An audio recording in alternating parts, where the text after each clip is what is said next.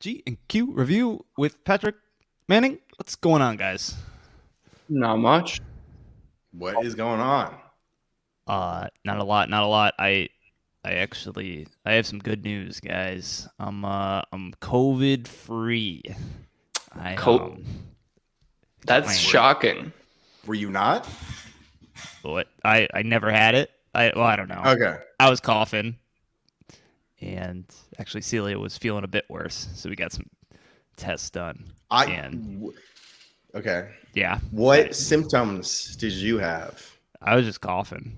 Just coughing a lot. Cough, What cough, about cough. Celia? Basically the same thing. Cough, cough, cough. Head hurt a little bit. Quinn, I would have guessed that you were going to have it. I don't know why. As like mild symptoms.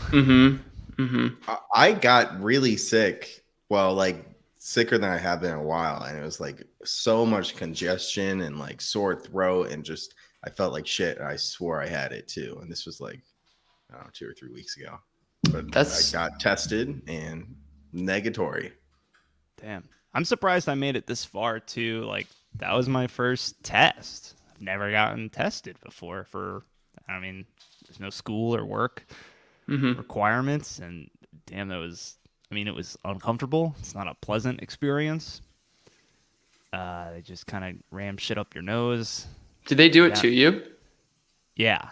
Okay. So this was like both sides of the throat and then both nose, nostrils, and they just use the same thing. So it's like they're just making sure they get like samples from everywhere.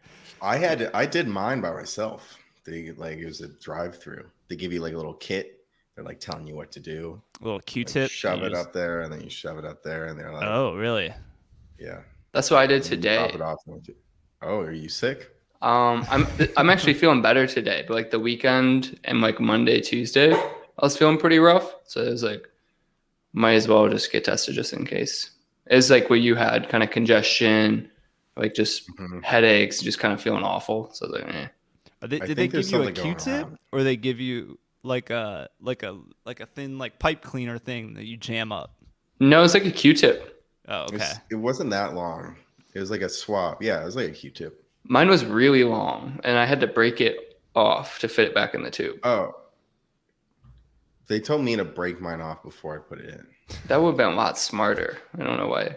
This lady was on her phone the whole time. I could have just like not put it anywhere. Should not Like, have known. Put in your armpits. Yeah. Taking a bath. Was it crowded when you went? It was just The car in front, it was drive-through as well. drive-through. Okay. There were 2 cars in front of me. I got there at 12, and I was rated to. The Q-tip entered my nose at 12:30. So it was 15 minutes per car. I don't know what they were doing. Damn. But my experience lasted probably like 3 minutes at the most. Yeah, mine. So took your like car 3 went minutes, through yeah. fast, but The people behind me were happy. They're like, all right, this guy knows what he's what the doing. hell you do to my nose? They're like telling you I had like really try to focus them. Like they're like telling you, they're like, all right, there's gonna be like 3 bags in your bum line. You're like, what? Fuck. I was like a little overwhelmed. Was yours in drive-through too? Yeah. Oh, okay. Walgreens? So I don't know if you know, but like Ohio, like the state of Ohio is known to be like, they got their shit together and they're kind of like progressive. And so there's just technology where you can do it like in your car yourself. And I know California is usually slow to get there. Mine was a dual purpose. There was one car there, but we walked up there because there was a parking lot. We parked at a place, and they just had a little tent outside in the parking lot. So, and there was nobody there. It's pretty chill. So have fun in your progressive states. Progressive red Ohio. Woo! Yeah. So Drive-through, that's me. so. Yeah. COVID free. Just still occasionally coughing, but that's life sometimes. Bronchitis. Have you gotten your result back, Pat? No, I just took it at noon. I might have. I haven't checked. I never check my email. I think they text you if you did like CVS or something. Okay, then no, I have It took not gotten me. the It result took me back. like you'll get it probably tomorrow. It didn't take me long at all. you That's have what to they pay said. when you go to CVS? Or something? Okay. No one pays. I didn't even have to My put my insurance thing in. They asked for it, but they make it so complicated. So I'm like, I don't have I insurance. don't even. I am undocumented. Yeah. I couldn't find it. And I'm like, I'm not looking through all this shit. I'm just clicking this button. dude, it took You don't have your me little it took me card? longer to fill out the form I see what you than mean. Yeah, that. it took me so long. It took me like 20 minutes. And you're on your phone. I'm like, Jesus Christ.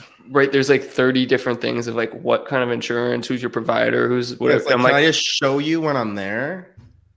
and, or you could just click that I don't have insurance because it's free regardless. I didn't know that. I would have done that. Yeah. Oops. All right. Yeah. I have a thing of business.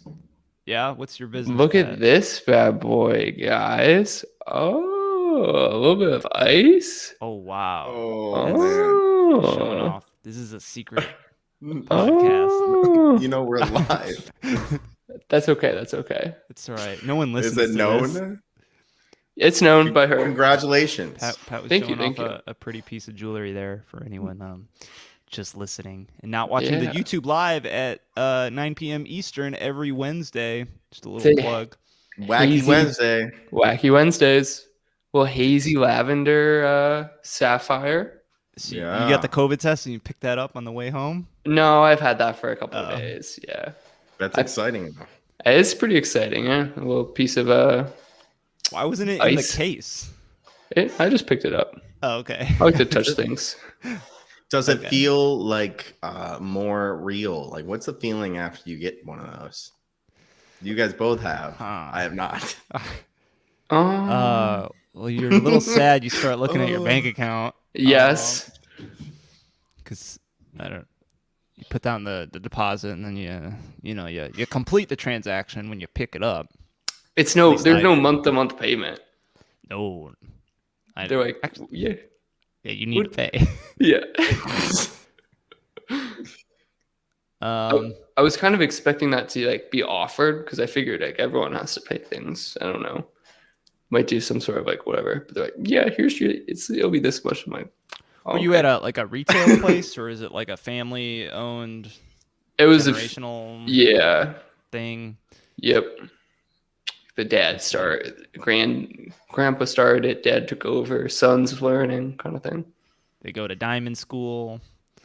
Yeah, and somewhere. They learn how to. Did you Out of like? diamond? I mean, I could get into all sorts of things with Pat. I mean, is there any certification behind it? Yes, they did hand me some documents. I didn't read them too closely though. Okay, so you didn't, because like when I was picking things out, like these guys are, I mean, they're no joke. They're like there's all the certificate, the papers. They got like a number, basically like your VIN number, like with the car, and every diamond or gemstone, they have that number on like super small print on like the sideline of or an edge of the stone. That's So crazy. they're like showing you that, and they're like, well, you got to make sure like there's like stories of like people taking, you take your ring in, they get, I don't know, resized, and like some shady ass dude just like switches it out. So you got to always make sure like you got that number on there. And I don't know, they were really talking my ear off. I was like, okay, That's it. They're sales heavy. Like it was like working with one lady who was kind of like helping me out. But whenever the owner came around, he was always like selling the story of the business. I'm like, I don't really want to talk to you for that long. I'll kind of want to leave here. It wasn't working. I mean, I bought it, so I guess it did work. But I'm like, just was a little bit too pitchy, Yeah. Like, chill.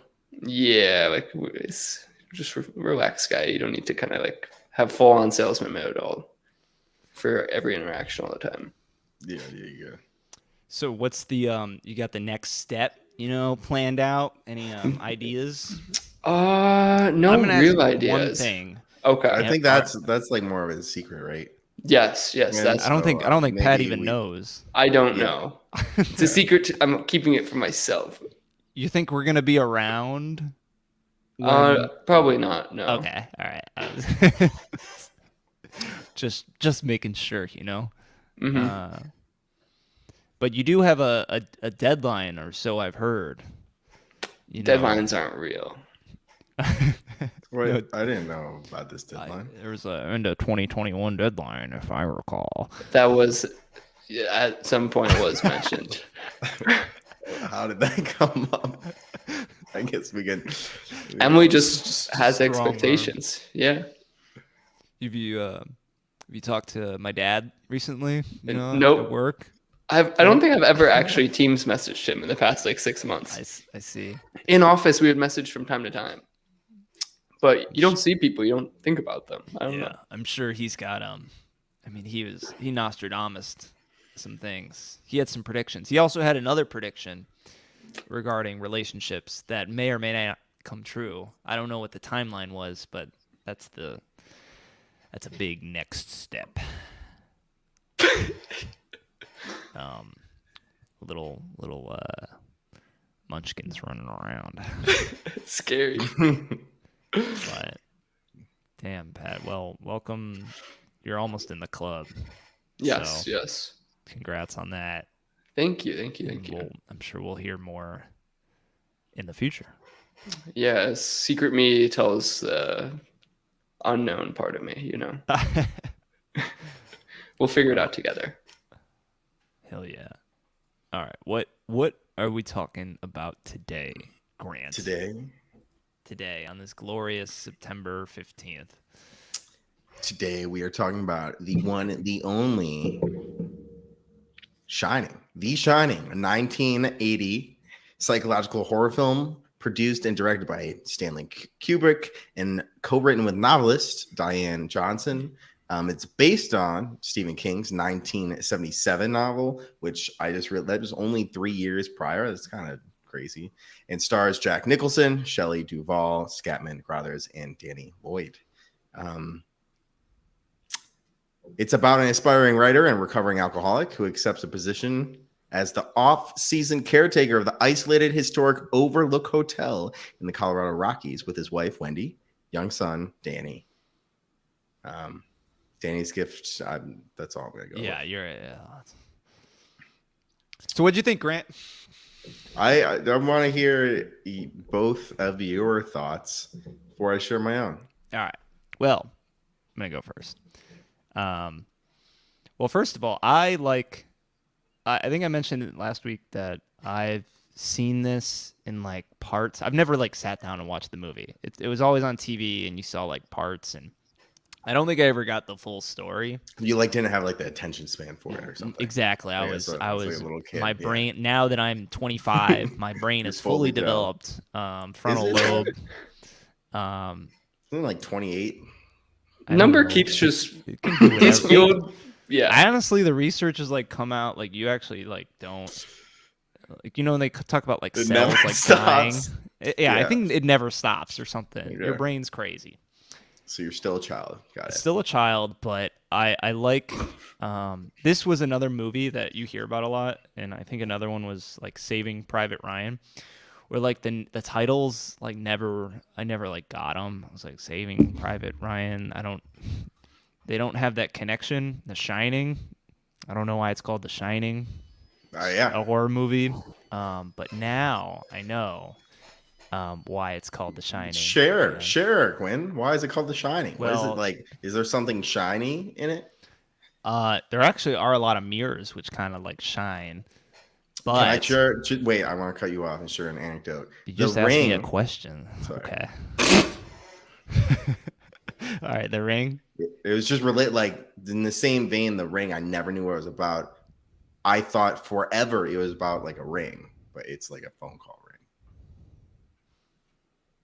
I don't think I've seen The Ring, so Me either. Really? It's like a phone. It's like you will die in 7 days or whatever. You know, like that. Have you heard that before? I thought it was like the ring on the television. Isn't there like a television and there's like a circle? No, it's a phone call. I thought it was a circle on TV that they crawl out. I never saw the movie. Stop telling me. No, but that's what it is. They always show the picture. It's like The Ring, and they it don't has even a have circle phones of in the the TV. No, the ring. It's like the phone that you pick it up. It's like the ring. Oh, I don't. I think that's a prank call. They say, is They your don't show like the refrigerator running? poster. They don't show the poster with like a telephone. I've never actually seen the telephone. You better go catch it. The ring's out. All right, well, Sorry, thank Quinn. you, What's Grant. The Shining about? The What does it Shining, mean? it's Mirrors? You said something. basically- You said it's about mirrors, No, right? it's not about mirrors. It's about Danny's supernatural power and His I guess gift. his gift and also what's his name? Danny Harleman, the black guy. He also has the gift. And as far as I know, those are the only two people with the shining gift. Grandma. Dick Halloran. That we met. That the viewer was introduced to. Yeah. Which basically allows him to communicate without talking and also allows him to kind of like see the past and the future and Communicate with maybe objects or things or hotels that have voices as well. this is true. So now it's all tight. It's tight in my brain, The Shining makes sense. It's clear, crystal clear. Just like the ring, it's about a phone call. I don't know. Well, we haven't reviewed The Ring, so no. It's been a while, so I could Yeah. be wrong, but there's anyways. Anyways, I enjoyed the film a lot. I think there's two aspects to it. There is the plot focused side of it where like there's a lot of open-endedness and questions surrounding what is actually going on, who's reliable, Which I think isn't that not a thing you enjoy? I feel like that is definitely a thing. You like to figure out, you like the puzzle. I remember, what was the Korean film that you recommended that we watched? I know The I can Wailing. picture- The Wailing, right? The Wailing. Yes. Who killed That was those chickens? That was weird, Like a open-ended. supernatural. I think we both enjoyed that open-endedness. And from what I read after watching this film, Kubrick, that's kind of one of his styles, right? So it sounds like you did enjoy that. Yeah, I aspect of the don't film? think I needed to solve anything. I still don't know a lot of answers to things, but I thought that was done well. And I also enjoyed the second half of it, which is like just the movie itself, the filming, the different shots, like very gripping, very able to, I don't know, provide a lot of suspense. And I'm glued to my screen. I'm like, oh shit. Did one or two watches? You sit down and watch it through? I actually did like the first 30 minutes and I thought I was going to finish it, but like some other shit came up and I had to stop. So I'm going to call it like a whole first 30 minutes is all set up. Exposition. Mm-hmm. Yeah. What about you, Pat? What'd you think? I thought the movie pretty much had it all. One, good source material. Never read the book, but supposed to be good. Stephen King's a good author. Two, great actors producing some of the woman was so good at looking terrified that it's just like infectious. You're like, I want to scream too. I don't know. Jack Nicholson, clearly, he's got some meme-worthy scenes where he's here's Johnny, kind of lives to this day. Beautiful setting, not even the hotel, but even just like the drive, the opening scene where they're going to Colorado up the little like winding mountain road. That's pretty beautiful. Snow's beautiful. Acting's really good. The camera work's phenomenal. They make it stressful to watch a little boy, tricycle around a hotel lobby somehow. That was cool. I don't know what about it even is like creepy, but it's just like doesn't feel right. It's that carpet and hardwood floor juxtaposition. Like he's just going over it and it's silent for a bit. And that was really good. Yeah, it's just cool. And then you've got like the, I don't know, it's just like a cool little family mix and cabin fever story. So I don't know. It's just a classic horror take. And I thought just done super well. Yeah, I agree. You know, like I thought it was spectacular. It was great. And I think, you know, we could spend the whole podcast talking about like the symbolism and the bigger, maybe there's bigger themes, but you know, that aside, just the experience of watching it was like, wow, this is what every horror movie should aspire to be. In my opinion, I was just getting like mad chills with so many scenes. You're just like, oh my God, but you can't look away. Like the 237 scene when she's in the bathtub and it's just like a long take and she like grabs the current. I'm just like, oh my fucking God. Just like continuing. It's just like these slow, I was like, just, you know, goosebumps, like chills, like, and I think that sensation is like a reason why I enjoy horrors or I think most people do. It's like, you're fucking scared, but you know, it's not like, you know, your life isn't at risk. You're just like, wow, this is thrilling. It's your adrenaline's pumping. It's like a roller coaster, you know, and for a film to be able to provide that experience to you, it's like, I don't think I've had that like emotional of a response for a movie in like a long time. Damn. I don't know why. Oh yeah, you go, Pat.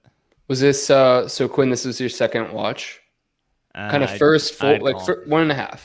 Honestly, I feel like I've seen that ending so many times. Like when it got to Danny running around in the snow, I was like, I've seen this like at least 5 times. I've seen the ending of this. And then the frozen kind of face. Oh, you see that in like memes and shit. But specifically when they're outside in the snow. Like whenever I thought of the movie, I thought of like people like running around in the snow. And I was like, when do they go outside? Only at the end. Grant, was this your first watch? Yeah, completely first watch. You know, when I mentioned like the shower scene, like this, I confused horror films. This was not the shower scene. I think the shower scene is Silence of the Lambs. Oh, I thought you were referring to when he's chopping down the door in the bathroom.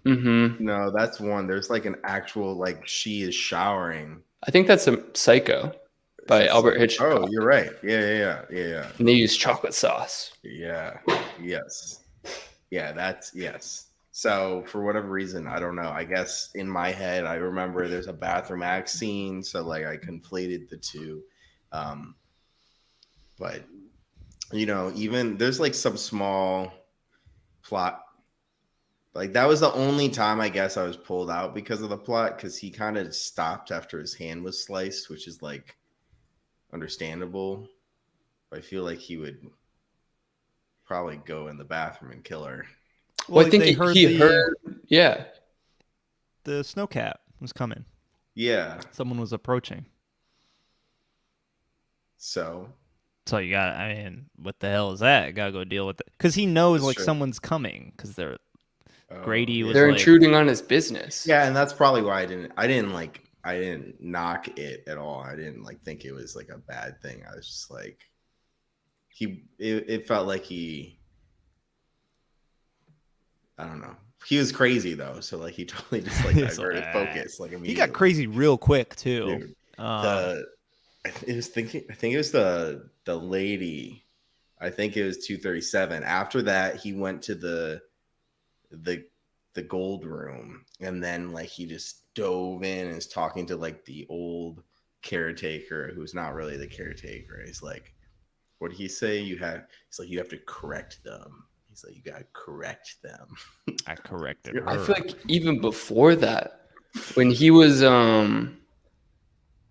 when Wendy had first gone to his office or whatever, and he was at the typewriter, and he like freaked out on her. Yeah, he's like, there's like, can you follow rules? Like, if you see me in here, the typewriter's not going, you get the fuck out. You get the fuck out. Can you do that? Can you get the fuck out now? And I'm just like, this is he wouldn't stop. Like you're like, wow, this is like bad, and like, fuck, I feel it, and then he just like keeps on playing, and you're like, Jesus Christ, dude. And that scene I actually read about, probably one of the most scenes for whatever reason. I read about that when I was just like doing research and looking at reviews, and like Mm-hmm. there's this overall kind of discussion of like what is real, what's not. And that one is during that scene, multiple cuts when he's freaking out, there's like a chair in the background that's no longer there, and the model of the typewriter is different. And then once it's all done, it like all flips back. And I'm not saying it's in his head, and I don't even really think it's an interesting discussion for me, because I think the hotel, deciding what happened or not is, I guess, not that interesting to me. I think overall, the hotel captures this like psychological, I don't know, trance and insanity that may be completely symbolic and maybe half and half, but it doesn't really matter, I guess. Makes you crazy, Grant. You start thinking about it too much. Yeah, well, there's like the discussion too. It's like, is it cabin fever? Is it supernatural? And like, I don't know. I think it's supernatural. I think there's some supernatural elements at play. Who opened the freezer? Yeah, how did he get out, Grant? It was actually dry foods. Storage. Oh yeah, I guess. Probably with Pat. Like I thought that's where she was headed, to the freezer. Yeah, I wouldn't. But I could see having a freezer locked for like keeping it cold. Why didn't she put the lock on it? She put the pin in it, but there was a lock. No, she never put the lock on. I was like, she's gonna put the lock on it, right? Like there was like a master lock. She just left it there. She just put a pin in it. Maybe she just never locked it, and he just never tried to open it. He just was there. Then he woke up and just tried to open it.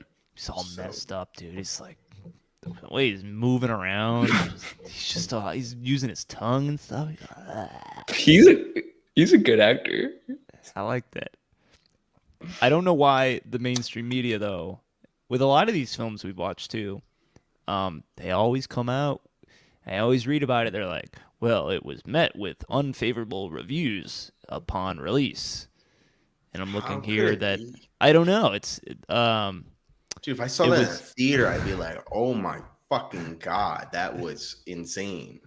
It was it was the only one of Kubrick's last 9 films to receive no nominations at all from either the Oscars or Golden Globes, but was nominated for a pair of Razzie Awards, including Worst Director and Worst Actress. Duvall. I thought she was a pretty good actress for like to match his energy. 100%. I agree with that. I didn't think she was bad. I thought like she was meek and submissive, but like I didn't think she was. I felt like she got flustered easy, but like I didn't think she was an unrealistic character. She seemed like incredible. He has these undertones of being abusive, and I'm reading discussions about like, is he molesting Danny and shit like that?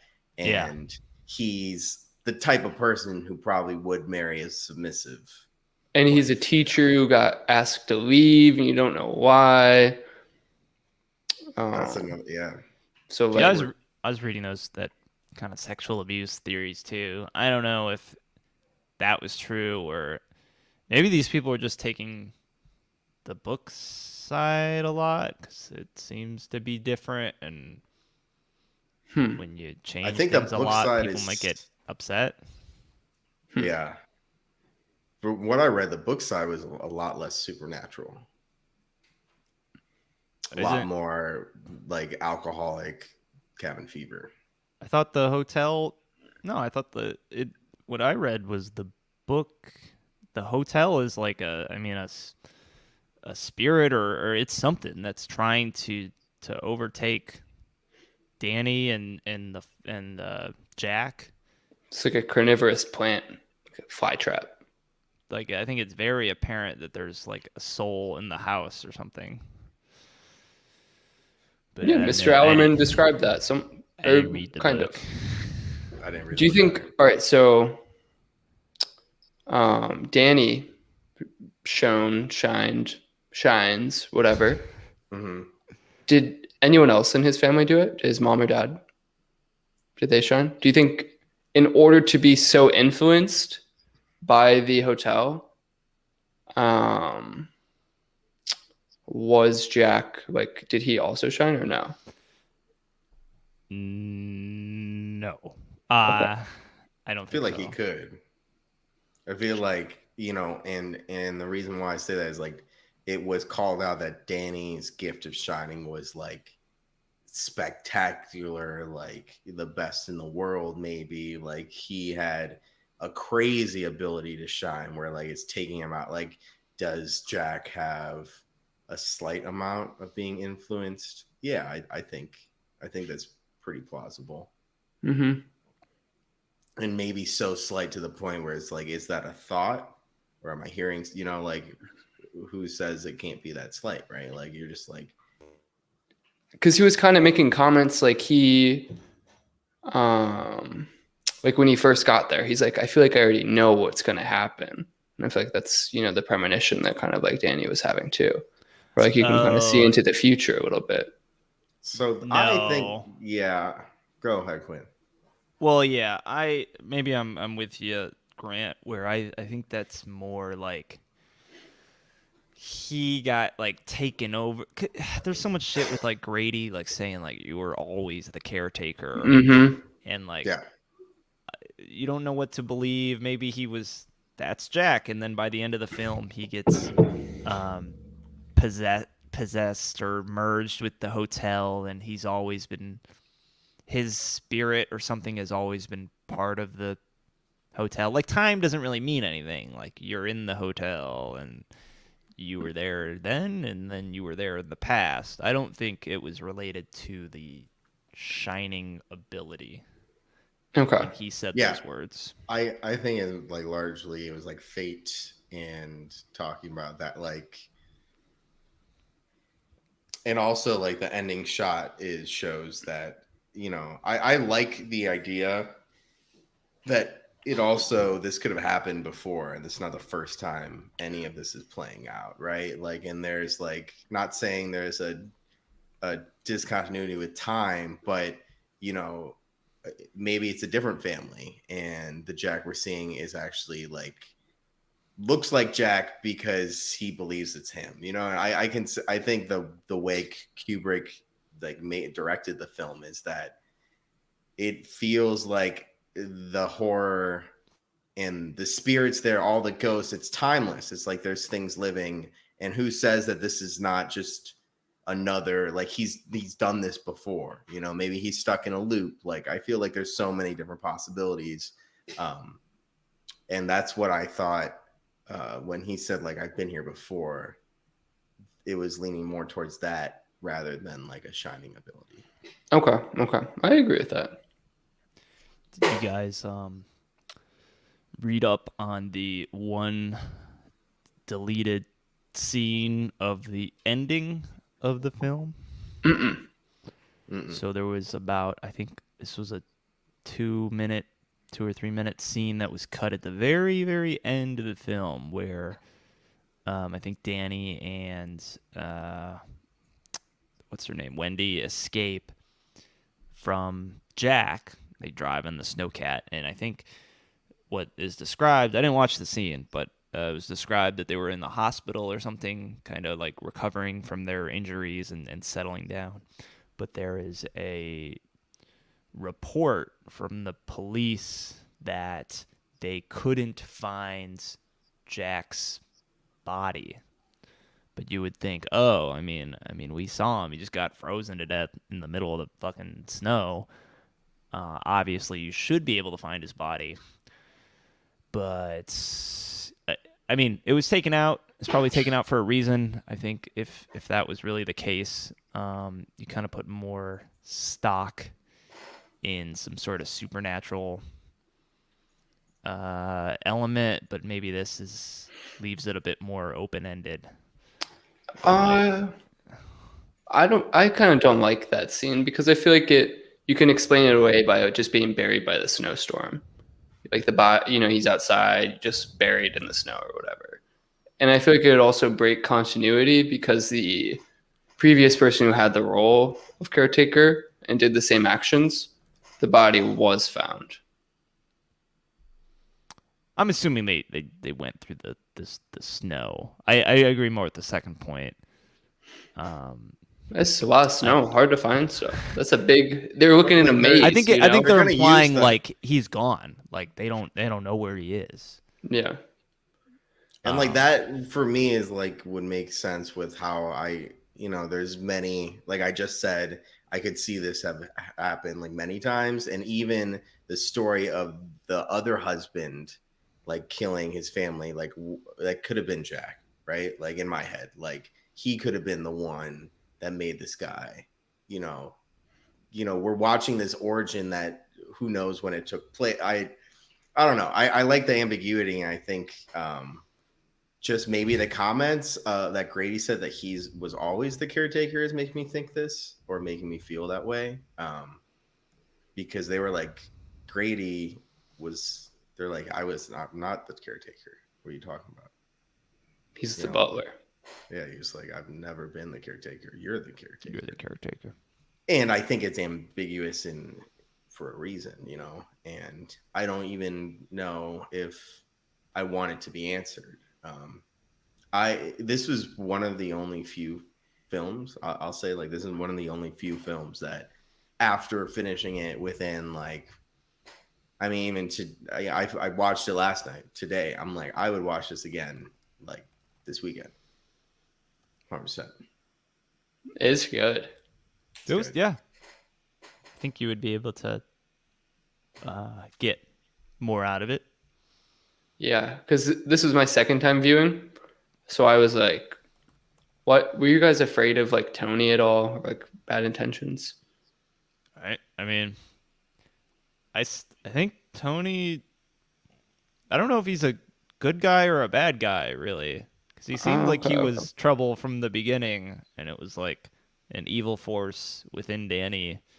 But then he kind of like manifested like the red rum murder thing on the door, which like warned Wendy that something bad was gonna happen. That's how I took it. Yeah, I felt like he was always. It was like he was like the strong part of Danny that was looking out to protect him. Mm-hmm. I didn't think he was evil necessarily. Like I thought he was almost removed from what is right or wrong. Like he was almost like a biased like standard. Like he was just seeing things before Danny could.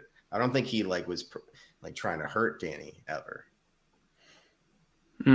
But it was made ambiguous and almost like that was the negative spirit, because it's like framed so it's like he's having seizures, he's seeing a bunch of blood all the time, he's doing these weird voices that are supposed to be kind of scary, and then the dad's kind of going crazy, and it's like, what is the kid gonna be the kind of villain here? I don't know. That the first time they played that like elevator blood scene, Tsunami, like, oh dude, and like the one thing I did right, like the music was so unsettling.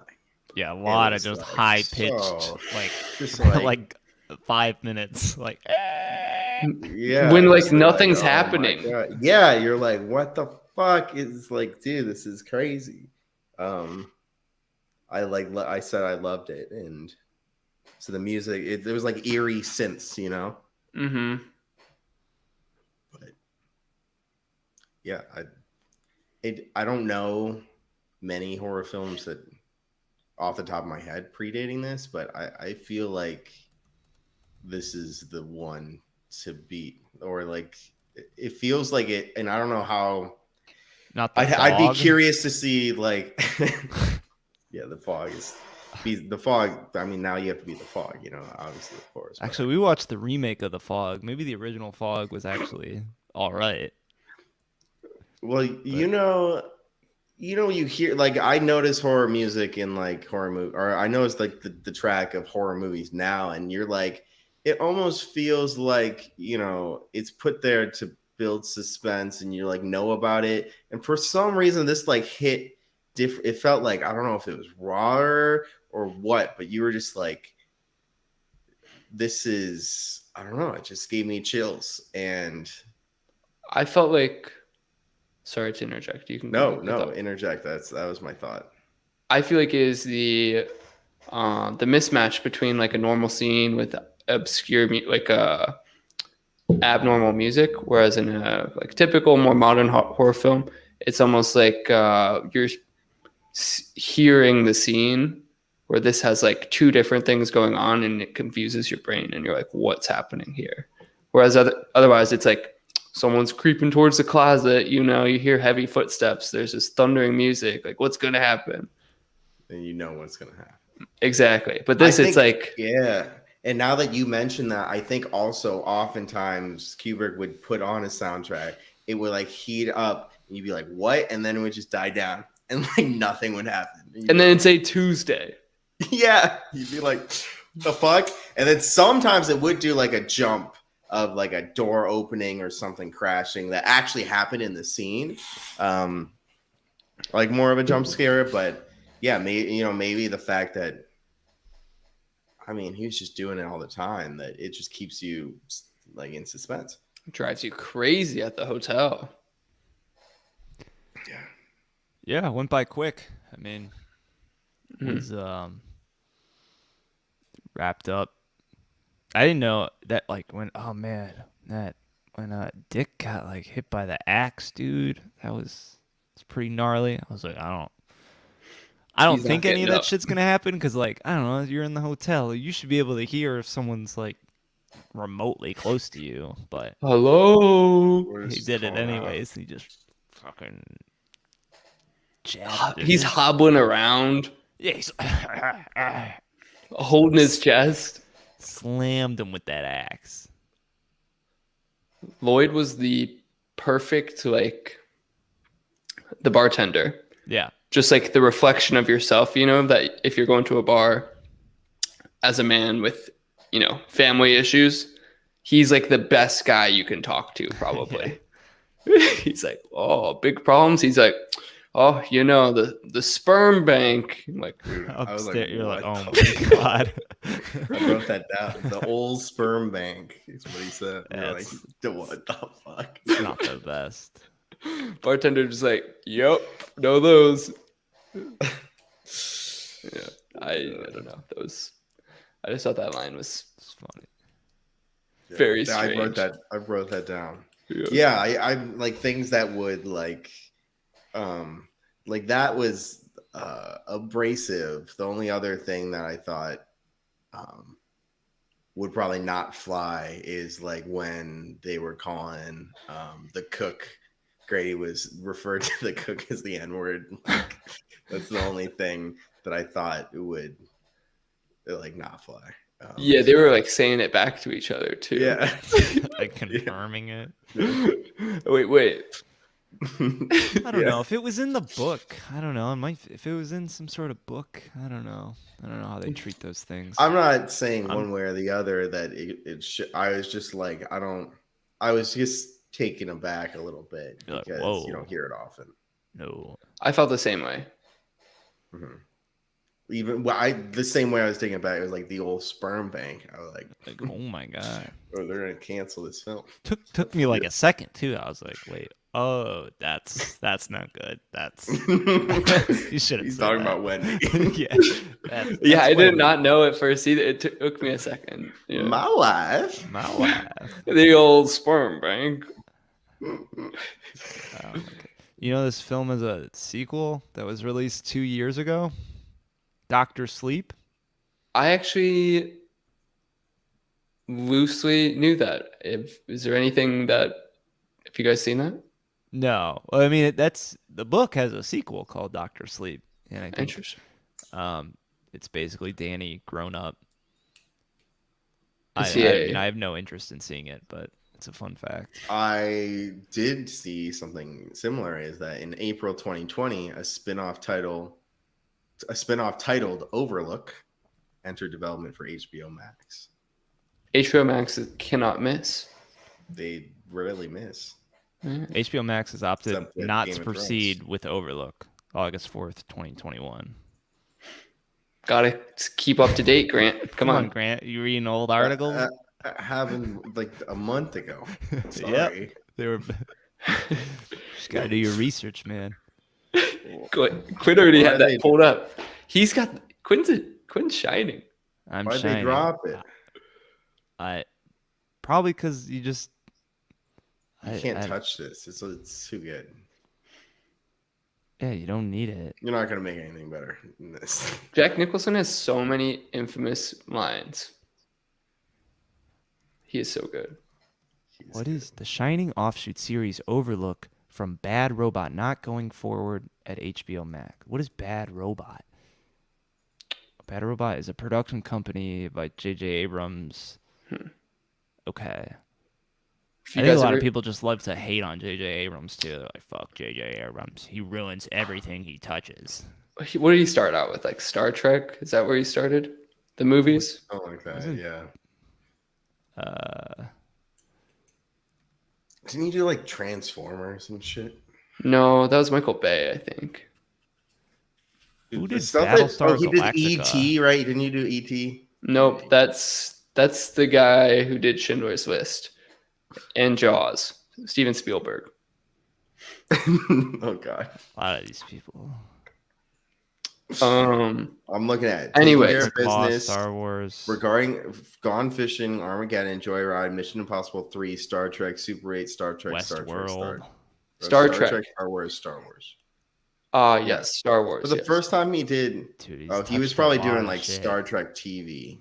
Yeah, and so they didn't like the way he was doing the space traveling. I think they said he always did like the film, like the camera warp or some very obscure technique that costs a lot of money that he was flexing a lot, and nerds got mad, as they will.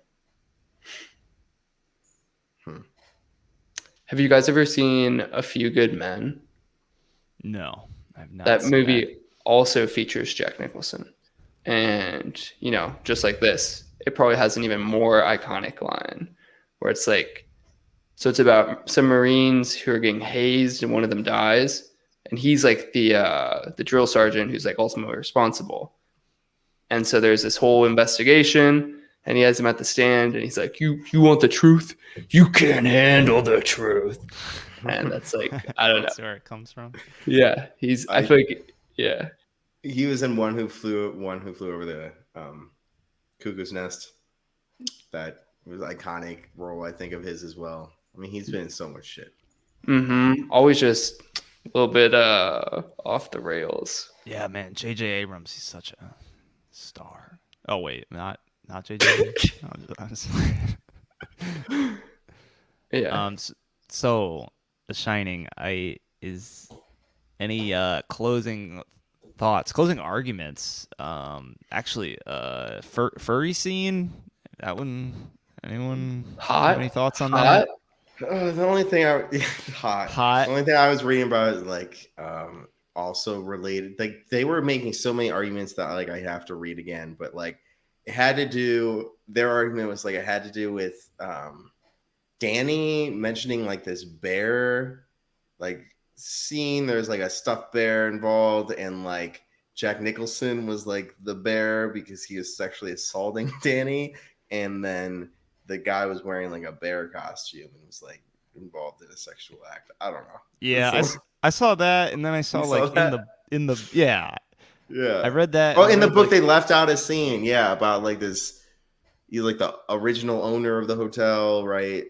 Like there's some mention of like dress up like a dog. He's like if you're like a good little boy, you might be able to like get some.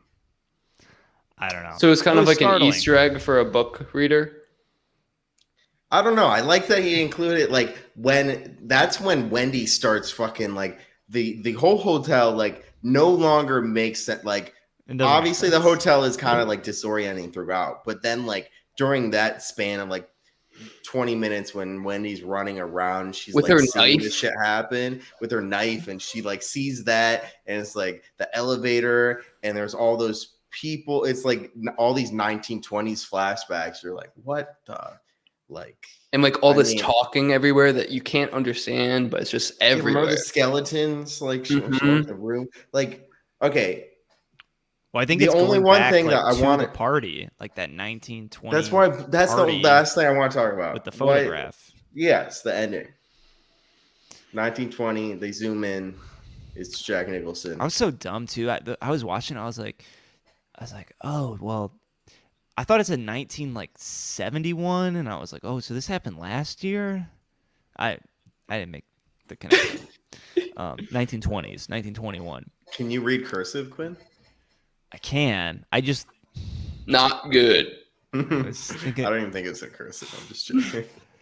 they really did zoom up. They're like, in case you missed it. Like, Yeah, I was like, I saw him like there 3 times ago. Like, don't look at anybody else but Jack right here. Yeah, very ambiguous movie, and then just the ending is like, yeah, we just want to be clear. It's a little kitschy. Yeah. So what does it mean, Grant? Yeah, tie it together. That's what I think. Like, he's lived through this before. Like, everything that unfolded was like, I don't know if he's in a loop, or I think he's very much part of the hotel and the haunting, and the spirit of the hotel, maybe the evil of the hotel can be personified as this guy. And when we're seeing things play out with Wendy and Danny, I think they happen, but maybe the husband is not Jack or looks different. And like, now we're just seeing it from this view of the spirit of the haunted person. The caretaker. Of the caretaker. Yeah.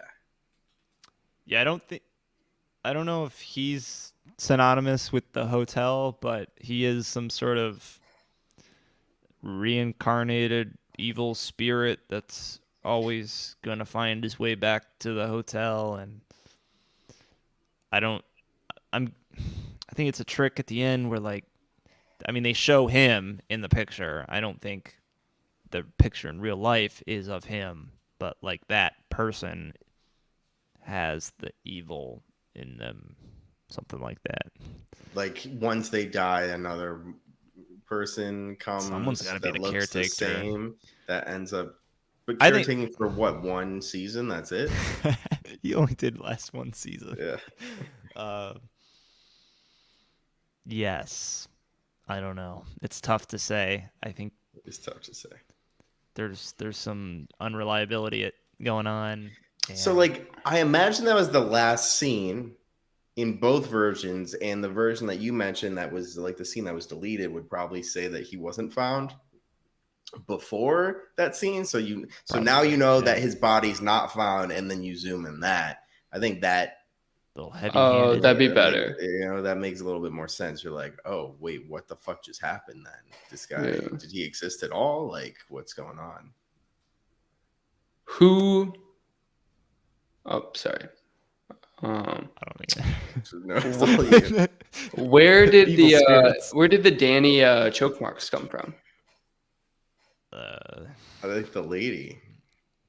Yeah, I think the lady. I think there's some physical Okay. manifestation. If Jack was somehow able to get out of the food pantry place, then I think some physical elements are legal in the universe. I'm still getting chills. Like, that scene gave me the most chills by far. It was just He's like, making out with that woman. well, before he was making out with her, And then she starts laughing. Yeah, she starts laughing, and she's a rotting like corpse. It's not good. And then he didn't even talk about it. Like, that's when you knew he was fucking nothing. gone. Yeah. Out of your nothing was there. fucking mind. He's like, he had to have made it up. He did that to himself. You're like, fuck, dude. Oh my god, dude. And like, I just have to talk about it because I know we kind of mentioned it before we started the podcast, but the eeriness of looking at all of his work, and it just says all work and no play makes Jack a dull boy.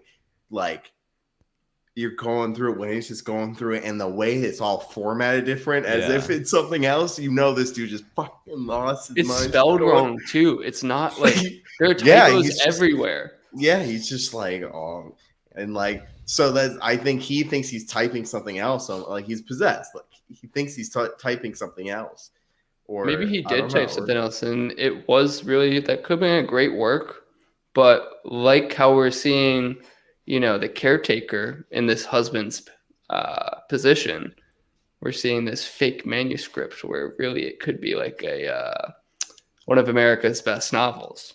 He wrote it there. Yeah, yeah. After some peace and quiet with the family. Yeah. Chills. All right. A little bit of a hot take. Jack choked Danny. Think so? Yes, because that was the scene before the choke marks appeared. Well, maybe you could dispute this because he was in his, tricycle and then the door was open, whatever. But the scene before that was like them in the bedroom together. Fire truck scene. Yeah, and asking if he liked it, and like, why don't you go to sleep, Daddy? Like do you like it here? And he's like, I can't sleep. And like they're alone in the room together, and there are these undertones of like, potentially sexual abuse, and then he's got just kind of cuts. It doesn't end the scene, and then the next day he's got like choke marks on him. He's all scared. Just a hot take. No, I mean, you might be onto something. One of the biggest giveaways that Jack strangled Danny is a shot in which Jack walks down a mustard-colored hallway before switching on the lights of the gold room. In the previous scene, he was accused by his wife of choking the boy, and in this scene, his reaction to the presence of mirrors confirms her accusation. There are a series of 4 mirrors on the wall to our left. As Jack passes each mirror, he reveals his guilt with violent gestures. In particular, he passes the second mirror as he shakes his fist in the air as if strangling a toddler. Huh. Those are very symbolic, right? I felt like my evidence was a little stronger than that. Yeah.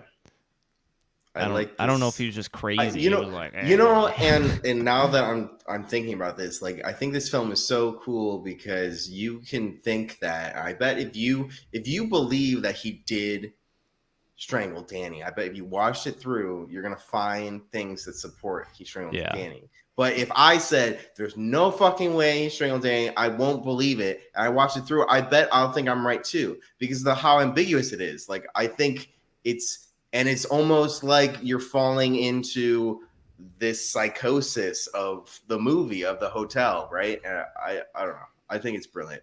Mm-hmm. Hard to do because it's hard to make everything believable. Yeah. But not, and it all conflicting, So you've got conflicting, believable stories that aren't really disputable. And what I read is like there are a lot of purpose discontinuity that Kubrick does that I never even noticed, but I'm sure has a subconscious effect on eeriness, and you're not trusting, like you're doubting what's actually happening. Like there's objects that disappear. There's like that model, the typewriter is different, like things like that you might not consciously pick up, but I think just gives that, even if you don't, like your brain notices, and you're having this like subconscious distrust of what's going on because everything's so intentional. Like even like they're out, like what they're wearing, it's so nice. So like it's so well put together.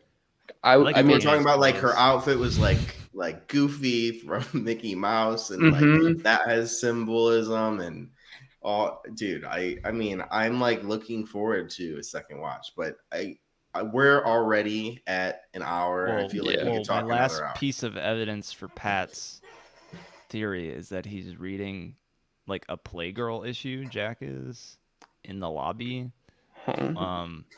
like while he's getting, like right before he gets the job, and like there's like a section on the Playgirl title magazine that says "Incest: Why Parents Sleep with Their Children," which is spooky. But yeah, it is. I think there's definitely an argument for a molestation. I don't know if there's.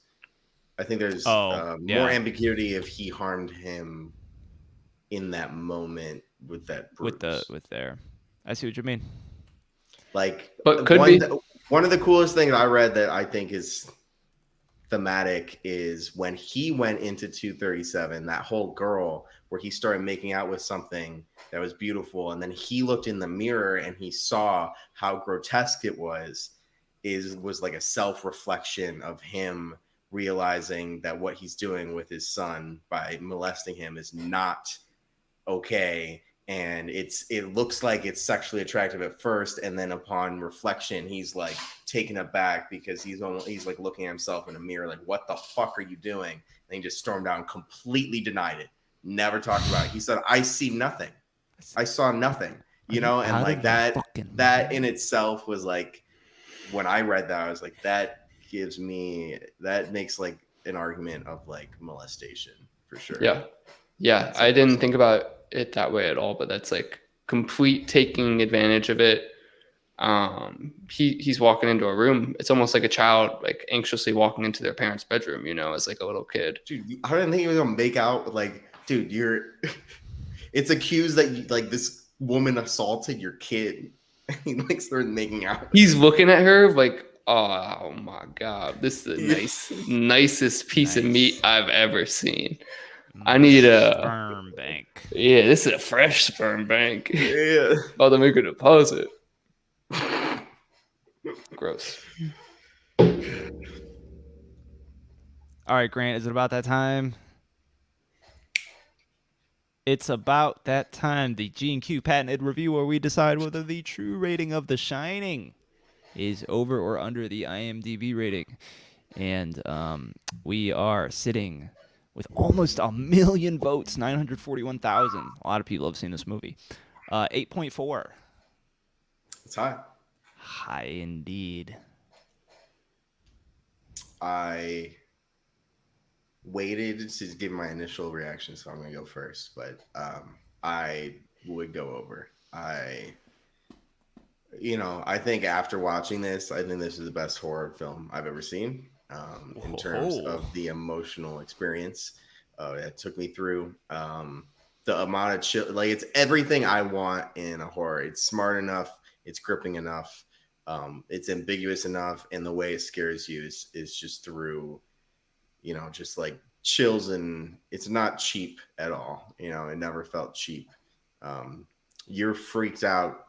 It just makes you uneasy because of the fucking situation, right? And the cinematography and the music, like, everything adds up. And I want every horror film I watch, I want to be more like this film. Yeah, I think it's honestly like top 3 films after watching. I love this film. Over. Patrick? I'll go over as well. I think it had nearly everything right. I felt like the third act was the weakest, where they're just kind of chasing through the snow. There's a couple big moments, but I think generally with Alderman, what was the guy's name? The chef. When he gets involved and goes to the hotel, it's kind of like, I feel like it takes away a little bit because there's not really a lot of need there. But outside of that, I would not have changed a single thing. No other critiques. Loved every other second. Thought it was suspenseful. It's simple. It's really a simple story. It's just a guy taking his family, to a hotel. They're going to be a caretaker, and things kind of go awry. It's not really ambitious. Just kind of like a simple story, and they do it right. They do it well, and I'll go over. Yeah. Yeah, I'm gonna go over too. I think I've said most of what I wanted to say. There's a lot of layers, and you can spend. I mean, shit, this is one of our even longest podcasts. Yeah. You could talk about this movie for a long time, and it's fun to talk about. It is fun to talk about. You feel like you're getting somewhere. You're like, I'm uncovering more about the movie, but I think maybe in the end, it's still like a mystery.